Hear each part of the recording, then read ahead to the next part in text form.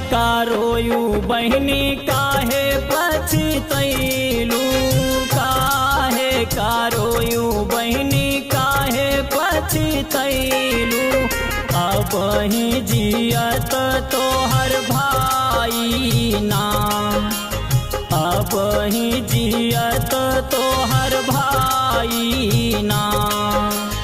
टोलिया कहार बहिनी तू है लई चलबे, टोलिया कहार बहिनी तू है लई चलबे।